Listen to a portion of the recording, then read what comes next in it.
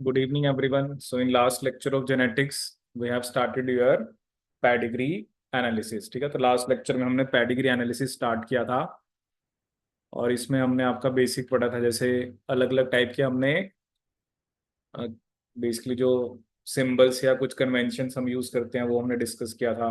ठीक है, फिर मैंने आपको बताया था कुछ ट्रेड्स रिसेसिव होते हैं, कुछ आपके डोमिनेंट होते हैं। ठीक है, और इसमें बेसिकली हमने जो डिस्कशन की थी that was of your autosomal recessive trait हमने पढ़ा था लास्ट लेक्चर में, जिसमें हमने सिकल सेल एनीमिया की बात करी थी। ठीक है, आपका जैसे फिनाइल कीटोन्यूरिया हो गया, ये सब किसके एग्जांपल हैं? ऑटोसोमल रिसेसिव के। ठीक है, फिर हमने ऑटोसोमल डोमिनेंट ट्रेट की भी कैरेक्टरिस्टिक्स देखी थी and we also studied about X linked recessive trait. ठीक है, जैसे इसमें एग्जांपल मैंने आपको बताया था दैट इज ऑफ जैसे कलर ब्लाइंडनेस है, हीमोफीलिया है, तो ये किसके एग्जांपल्स हैं? आपके एक्स लिंक्ड रिसेसिव ट्रेट। ठीक है, और लास्ट में हम ये डिस्कस कर रहे थे कि जो क्रिस क्रॉस इनहेरिटेंस होती है, ठीक है ना, कि जैसे फादर से डॉटर में आई, डॉटर से ग्रैंडसन। ठीक है, डॉटर से ग्रैंडसन। और दूसरी तरफ हमने क्या कहा था? या तो मदर से सन, मदर से सन, और सन से फिर ग्रैंड डॉटर। ठीक है ना, यही पढ़ा था ना हमने। और इसमें हमने कहा था कि अगर तो मदर कैरियर है, ठीक है, मदर कैरियर का मतलब क्या है कि mother for example X X C है और फादर नॉर्मल है, तो उस केस के अंदर 50% of the sons will be affected. ठीक है, 50% of the sons will be affected. अगर फादर अफेक्टेड है तो all daughters of the affected fathers are carriers. जितनी भी डॉटर्स होंगी वो क्या होंगी? Carriers. And this trait is never pass from father to son, क्योंकि फादर से तो सन में वाई क्रोमोसोम जाता है, तो एक्स लिंक्ड रिसेसिव ट्रेट कभी भी फादर से सन में नहीं जाएगा। ठीक है, और इसमें हमने ये भी कहा था कि मोर मेल्स आर अफेक्टेड, क्योंकि मेल में तो अगर एक भी रिसेसिव एलील आ गई तो वो मेल क्या हो जाएगा? Colour blind. फीमेल के अंदर बेसिकली जब दोनों एलील रिसेसिव होती हैं तभी क्या होती है? वो कलर ब्लाइंड। ठीक है, फीमेल के अंदर, क्योंकि एक्स लिंक्ड रिसेसिव ट्रेट है। ठीक है, तो ये भी हमने डिस्कस कर लिया था। तो कुछ क्वेश्चंस भी हमने डिस्कस किए थे, जैसे ये वाला क्वेश्चन हमने डिस्कस कर लिया था, ये क्वेश्चन भी डिस्कस कर लिया था। ठीक है, ये क्वेश्चन दिया था मैंने आपको करने को, ये वाला कर लिया था हमने डिस्कस, ये क्वेश्चन किया था डिस्कस, ये नहीं किया था डिस्कस। चलो इस क्वेश्चन को डिस्कस करते हैं। अब आपने बताना है कि from the following select the possible mode of inheritance and the probability that daughter in generation 3 will show the trait. ठीक है, जैसे ये जनरेशन दिखा रखी है ना, मान लो ये जनरेशन 1 है, ये 2 है, ये 3 है, तो वो आपसे पूछ रहा है कि पहले तो आपको ये बताना है कि ये ट्रेट कैसा है। अब देखो ऑप्शन में दो ही हैं, या तो एक्स लिंक्ड रिसेसिव है या आपका ऑटोसोमल रिसेसिव। उसने आपको दो ही मतलब पॉसिबिलिटी दे रखी है, या तो एक्स लिंक्ड होगा या ऑटोसोमल। और दूसरा आपको क्या बतानी है कि प्रोबेबिलिटी कि जो जनरेशन 3 में जो डॉटर है वो ट्रेट को शो करेगी, उसकी क्या प्रोबेबिलिटी है। ठीक है, तो करिए इस क्वेश्चन को ट्राई।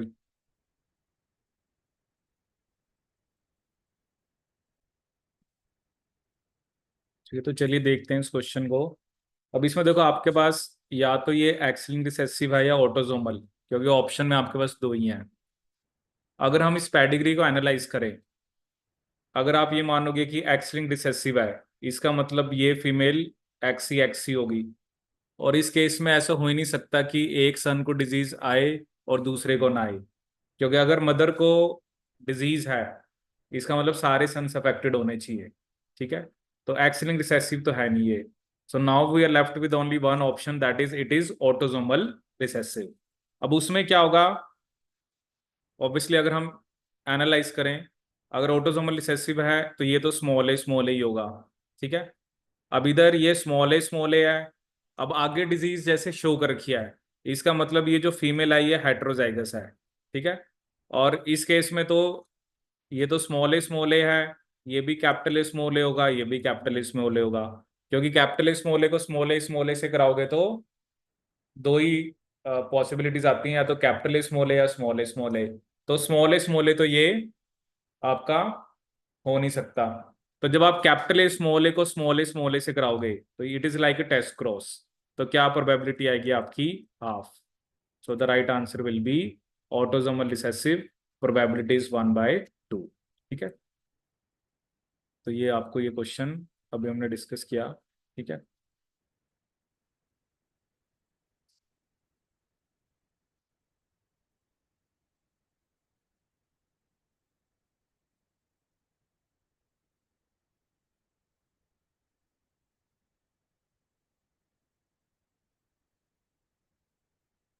ठीक है। अब जैसे कि ये क्वेश्चन है, in the following pedigree individuals with shaded circle और shaded square shown show presence of recessive autosomal trait.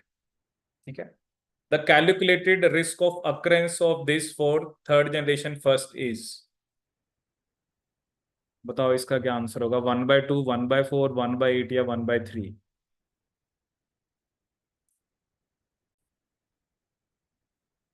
ठीक है, तो देखिए ये क्वेश्चन जो सिमिलर सा क्वेश्चन जैसे हमने पहले करे हैं। अब देखो उसने तो हमें क्वेश्चन में मेंशन कर ही रखा है कि ऑटोसोमल रिसेसिव है। तो one thing is for sure कि ये कैपिटल स्मॉल ए है, ये भी कैपिटल स्मॉल ए है। ठीक है, और इधर तो ऑब्वियसली इधर भी ये स्मॉल ए है, ये कैपिटल स्मॉल ए होगा। तो हमें तो ये बताना है कि जो थर्ड जनरेशन का वन है। अब ये तो हमें पक्का ही पता है कि ये स्मॉल ए है। अब बात आती है कि जो ये सेकंड जनरेशन का थर्ड है, इसके कैपिटल स्मॉल ए होने के क्या चांसेस है? तो ये तो वही जो हमने पहले क्वेश्चंस करे हैं। तो इसके कैपिटल क्योंकि ये कैपिटल स्मॉल ए होगा तभी डिजीज आएगी। और इसके कैपिटल स्मॉल ए होने के चांसेस कितने हैं आपके? 2/3। ठीक है, और कैपिटल स्मॉल ए का जब स्मॉल ए से क्रॉस कराते हैं तो कितने चांसेस हैं? 1/2। I want this and this, तो 2/3 इंटू 1/2, तो क्या आंसर आ जाएगा? 1/3। सो द राइट आंसर इज 1/3। तो करेक्ट आंसर क्या आपका? 1/3। ठीक है, तो इस टाइप के क्वेश्चन आते हैं जैसे हमने लास्ट लेक्चर में भी डिस्कस करे थे। ठीक है, कुछ क्वेश्चंस आप ट्राई करना जो मैं आपको दूंगा। ठीक है, तो ये हमने डिस्कस किया। तो हमने एक्स लिंक रिसेसिव तक कर लिया था। ठीक है, अब हम एक्स लिंक डोमिनेंट देखते हैं, फिर एक दो क्वेश्चंस और मैं आपको कराऊंगा। अब देखो डोमिनेंट में क्या होगा। अगर हम कह रहे हैं कि कोई ट्रेट डोमिनेंट है, अब इसके अंदर अगर हम डिफरेंट जीनोटाइप्स की बात करें डोमिनेंट के अंदर। अब डोमिनेंट का मतलब क्या है कि ये एक्स लिंक डोमिनेंट रेट है। तो अगर इसमें हम पॉसिबल जीनोटाइप्स लिखें, अगर तो मैं लिख रहा हूँ एक्स एक्स, तो ये होगी नॉर्मल फीमेल। ठीक है, अगर मैं लिख रहा हूँ एक्स एक्स डी, क्योंकि अब ये डोमिनेंट है तो इसको डिजीज होगी। एक्स एक्स होगी normal, X X D mutated allele dominant है तो ये क्या होगी? That will lead to disease. और अगर दोनों डोमिनेंट आई तब भी डिजीज होगी। एक्स वाई क्या होगा? Normal male, X Y will be normal male. और अगर एक्स डी वाई आया तो वो कैसा होगा आपका? That will be disease male. तो इस मेल को क्या होगी? डिजीज होगी। मतलब मेल के अंदर तो चाहे रिसेसिव आ जाए चाहे डोमिनेंट आ जाए उसको तो डिजीज आनी है। फिर यहाँ पर फीमेल के अंदर अगर एक भी म्यूटेटेड एलील आ गई तो उसको डिजीज हो जाएगी। ठीक है, so both males and females are affected, often more females than males are affected. ठीक है, ज्यादा क्या अफेक्टेड होती हैं? फीमेल्स, क्योंकि फीमेल्स के अंदर एक भी अगर डोमिनेंट या एक भी म्यूटेटेड एलील आ गई तो उसको डिजीज हो जाएगी। ठीक है, या वो जो मतलब डिजीज या ट्रेट की अगर हम बात करें कि वो जो ट्रेट है वो डोमिनेंट है। Does not skip generation, generally मैंने आपको बताया था जो डोमिनेंट ट्रेट्स होते हैं वो जनरेशन स्किप नहीं करते। Affected sons must have an affected mother. ठीक है ना, क्योंकि सन को डिजीज होने के लिए इसमें मदर अफेक्टेड होनी चाहिए, क्योंकि मदर के अंदर एक भी डोमिनेंट एलील आ गई तो वे फिर वो अफेक्टेड है। ठीक है, and affected daughters must have either an affected mother और अफेक्टेड फादर। क्योंकि सन तो तभी अफेक्टेड होगा जब मदर अफेक्टेड होगी, क्योंकि एक्स क्रोमोसोम सन में कहां से आता है? मदर से। और डॉटर का अफेक्टेड होने के लिए मदर या फादर दोनों अफेक्टेड हो सकते हैं। Affected fathers will pass the trait on to all their daughters, क्योंकि अगर फादर एक्स डी वाई है और मदर एक्स एक्स भी है, सारी की सारी डॉटर्स अफेक्ट होंगी, ठीक है। और अगर मदर हेट्रोजाइगस है, मदर हेट्रोजाइगस का मतलब क्या है, मदर एक्स एक्स डी है, तो उस केस में हाफ सन्स अफेक्टेड होंगे और हाफ ही क्या अफेक्ट होंगी, डॉटर्स, ठीक है। क्योंकि अगर इसका हम क्रॉस कराएं एक्स वाई से, तो इसमें एक फीमेल तो एक्स एक्स बनेगी, एक फीमेल एक्स एक्स डी, एक मेल एक्स वाई बनेगा और दूसरा male X D Y.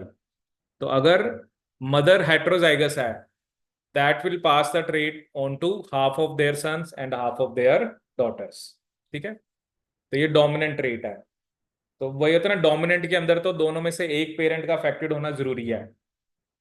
Dominant में ऐसा नहीं होगा कि दोनों पेरेंट्स अनअफेक्टेड हैं और बच्चे के अंदर वो डिजीज आ गई, ठीक है। तो यहाँ पर ये कुछ पॉइंट्स लिखे हुए हैं कि सन के लिए मदर का अफेक्टेड होना जरूरी है, डॉटर के लिए मदर फादर दोनों में से कोई अफेक्ट हो सकता है। अगर फादर अफेक्टेड है, सारी की सारी डॉटर्स अफेक्टेड होंगी। और मदर हेट्रोजाइगस है, मदर ऑब्वियसली अफेक्टेड तो है ही सी, तो 50% of the sons and 50% of the daughters will be affected, ठीक है।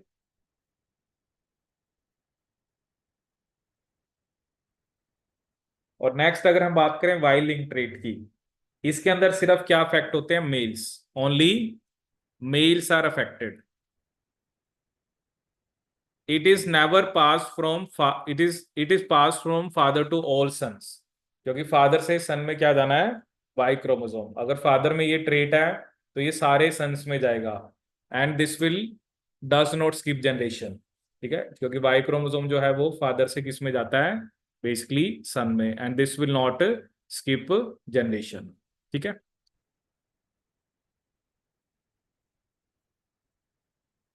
Does not skip generation.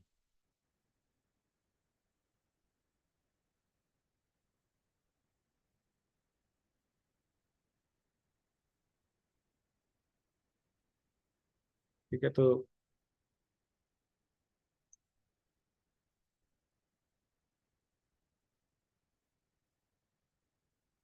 जैसे भी ये क्वेश्चन, आप एक ये क्वेश्चन ट्राई करो, क्या आंसर होगा इसका।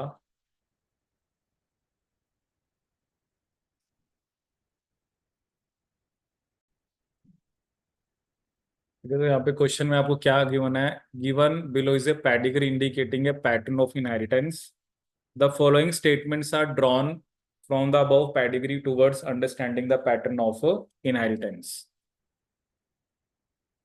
अब इसमें पहला क्या लिखा है, an affected male does not appear to pass the trait to his sons, ठीक है। जैसे यहाँ पर देखे कि मेल अफेक्टेड है बट सन्स में नहीं जा रहा, इधर भी मेल अफेक्टेड है, सन्स में नहीं जा रहा, ठीक है। तो ये स्टेटमेंट तो करेक्ट है। An affected male appears to pass the allele to a daughter who is unaffected. जैसे इसमें अब मेल अफेक्टेड है, अब इधर देखो दोनों डॉटर के पास वो बेसिकली एलील गई है, ठीक है। इधर भी फादर अफेक्टेड है, डॉटर के पास एलील गई है, ठीक है। तो ये मतलब यही शो कर रहा है कि एक्स लिंक रिसेसिव है, ठीक है। क्योंकि ऑब्वियसली फादर अगर एक्स ही वाई है, तो एक्स क्रोमोसोम तो फादर से डॉटर में जाना ही जाना है, ठीक है। सो बी भी सही है। Unaffected individuals have at least one affected parent, sorry all affected individuals. अब देखो ये अफेक्टेड है, तो इसमें पेरेंट्स तो अफेक्टेड है ही नहीं, ठीक है। इधर भी ये सन अफेक्टेड है, पेरेंट्स अफेक्टेड है नहीं, तो ये स्टेटमेंट तो गलत है कि all affected individuals have at least one affected parent.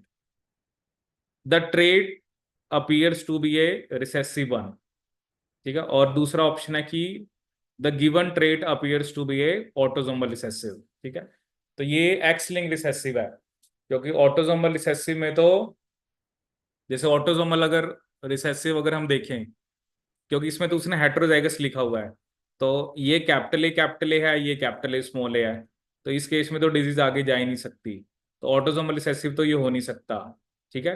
क्योंकि इसने उसने इस केस में उन्होंने हेट्रोजाइगस बता रखे हैं, तो ऑब्वियसली एक हेट्रोजाइगस है तो दूसरा होमोजाइगस है, तो इस केस में जो ऑटोजोमल रिसेसिव तो नहीं हो सकता, क्योंकि ऑटोजोमल रिसेसिव में डिजीज तभी आएगी जब दोनों पेरेंट्स क्या होंगे, हेट्रोजाइगस। तो डी सही है, क्योंकि ये एक्स लिंक रिसेसिव है। कैसा है? X link recessive. ठीक है, और ई गलत है। तो right answer is A, B and D only. ठीक है।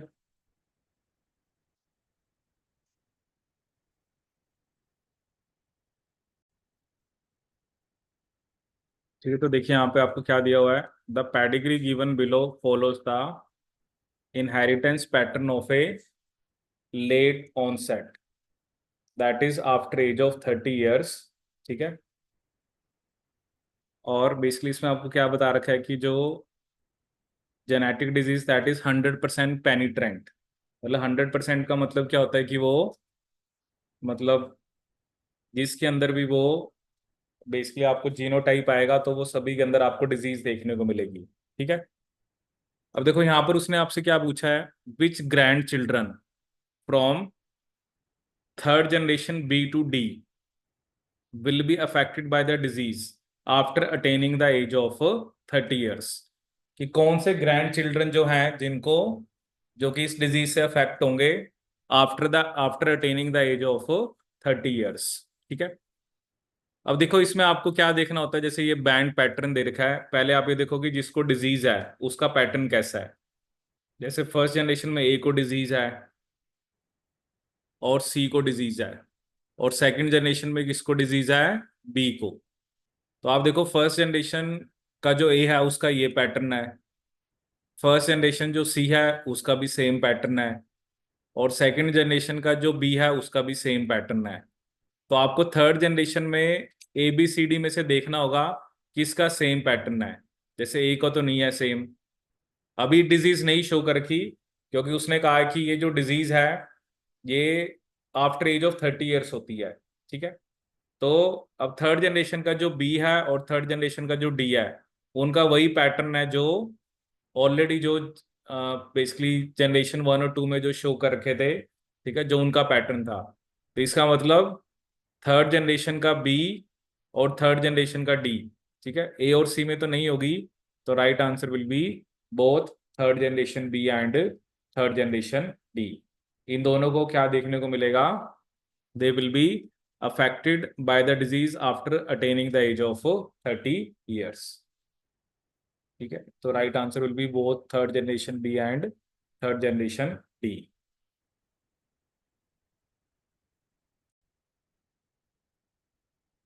ठीक है, तो ये क्वेश्चन इस बार आया था नेट के एग्जाम में, तो आपका June 24। तो क्वेश्चन ये है कि जो रिसेसिव म्यूटेशंस हैं in the human dysferlin gene lead to the limb girdle type 2 muscular dystrophy. The gene is located on the second chromosome.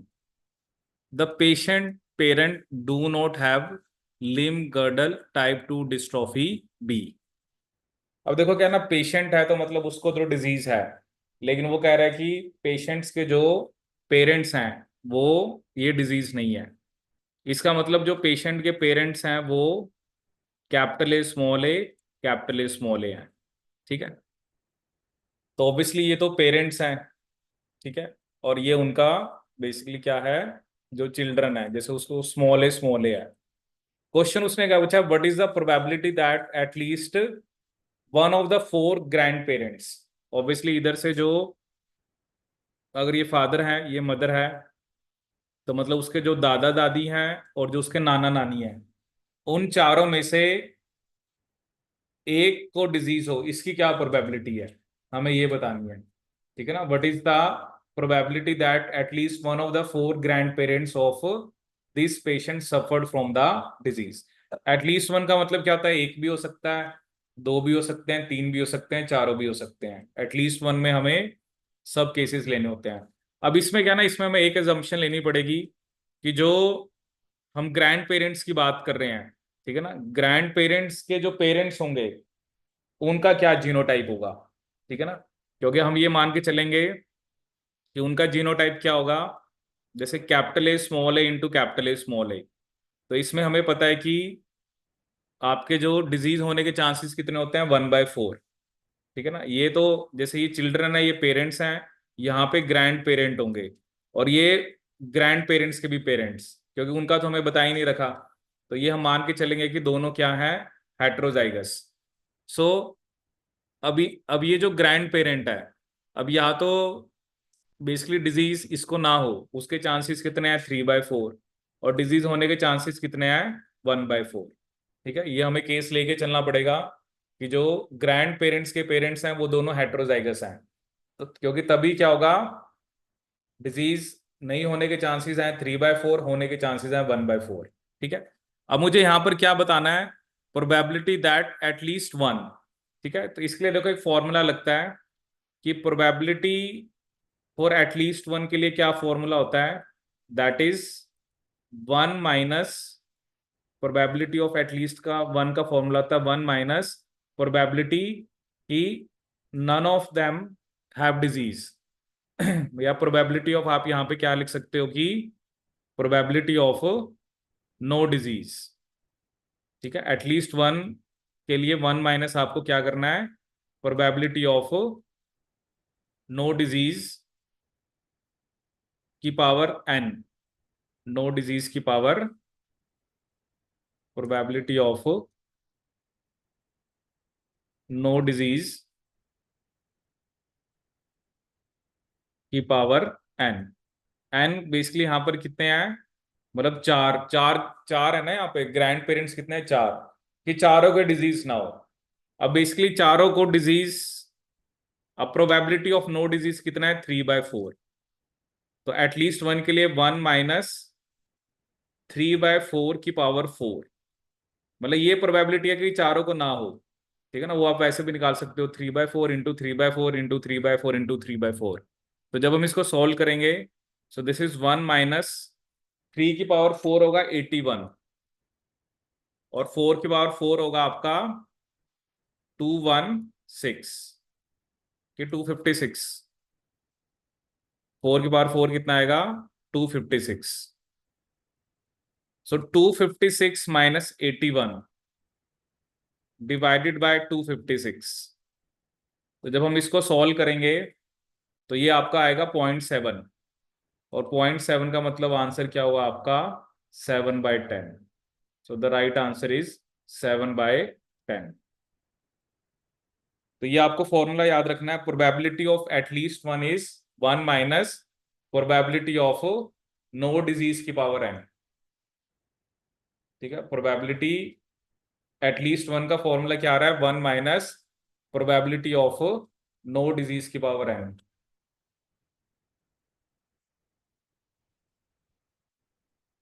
ठीक है, अदरवाइज कॉम्प्लेक्स तो क्या होगा ना, आपको क्या लेके चलना पड़ेगा, आपको अलग अलग केस लेके चलने पड़ेंगे कि जैसे एक को डिजीज है, तीन को नहीं है, फिर दो को डिजीज है, दो को नहीं है, फिर आपको लेके चलना है कि तीन को डिजीज है, एक को नहीं है, और फिर एक केस होगा जिसमें चारों को डिजीज है। फिर उसके आपको ना आगे कॉम्बिनेशंस भी लेने पड़ते हैं कि जैसे फर्स्ट को, जैसे आपने कहा कि एक को है, तीन को नहीं है, अब उसमें भी आगे कॉम्बिनेशन की, मान लो फर्स्ट को है, तीन को नहीं है, फिर आपने कह दिया कि फर्स्ट को बेसिकली जो मतलब अलग अलग कॉम्बिनेशन, जैसे एक मैं आपको एग्जांपल देता हूँ, जैसे आपने कहा ना, एक एटलीस्ट वन का मतलब क्या है, एटलीस्ट वन का मतलब है कि एक को डिजीज है, ठीक है, और तीन को नहीं है। अब इसमें भी अलग अलग केस है, जैसे ये केस वन है, इसमें आपने फर्स्ट को मान लिया, बाकी तीन को नहीं है। ऐसा भी तो हो सकता है कि फर्स्ट को नहीं है, सेकंड को है, और इन दोनों को नहीं है। ऐसे एक केस और क्या बनेगा कि पहले दो को नहीं है, तीसरे को है, फोर्थ को नहीं है। ऐसा भी हो सकता है कि पहले तीन को नहीं है, फोर्थ को है, तो इसमें फिर कॉम्बिनेशंस भी बनाने पड़ते हैं।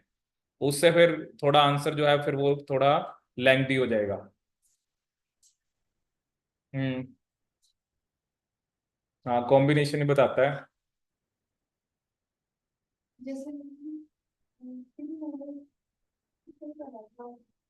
उससे लेंथी हो जाएगा, वो भी मैं आपको करके दिखा देता हूँ, बट उससे लेंथी होगा। वैसे ये फॉर्मूला है, probability of at least one is 1 minus probability of, जैसे कोई चीज है, जैसे अब क्योंकि आप चाह रहे हो कि एटलीस्ट वन को डिजीज हो, तो उसमें से 1 minus probability of no disease की पावर n। ठीक है, मतलब जो चीज आप चाहते हो ना, 1 माइनस, जैसे कई जगह लिखा था प्रोबेबिलिटी ऑफ फेलियर।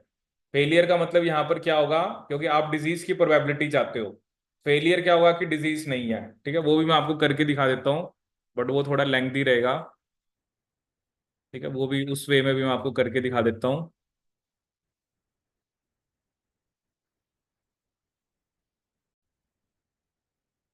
ठीक है, जैसे अब आप कह रहे हो कि इसके अंदर मान लो क्या केसेस हैं, एक केस हमें क्या मान के चलना है कि जैसे आप कह रहे हो कि एन सी आर, पी की पावर आर, क्यू की पावर एन माइनस आर। ठीक है, इसमें आप क्या मान रहे हो कि आउट ऑफ फोर वन को डिजीज है, चार में से एक को। डिजीज होने की प्रोबेबिलिटी कितनी दे रखी है आपको? 1/4। तो एक कोई डिजीज है, और डिजीज नहीं होने की प्रोबेबिलिटी कितनी है? 3/4। तो इसको मैं क्या लिखूंगा? 3/4 की पावर 3। अब एक तो ये हो गया, दिस इज वन। एटलीस्ट में क्या होता है, आपको 1 2 3 4 चारों लेने होंगे। ठीक है, एटलीस्ट वन का मतलब है ये तो एक है।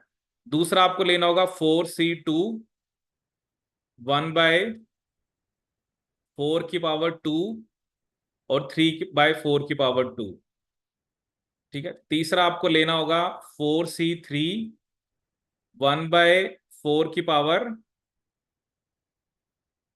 तो इसमें हम कह रहे हैं तीन को डिजीज है, 1/4 की पावर 3, 3/4 की पावर 1। और एक केस बनेगा कि चारों के चारों को डिजीज है, तो उस केस में 1/4 की पावर 4 और 3/4 की पावर 0। ठीक है, मतलब वो 1 ही आ जाएगा। अब 4C1 कितना आ रहा है? अगर आप 4 फैक्टोरियल बाय 1 × 3, तो ये 4 ही आएगा। 4, और ये कितना आ जाएगा?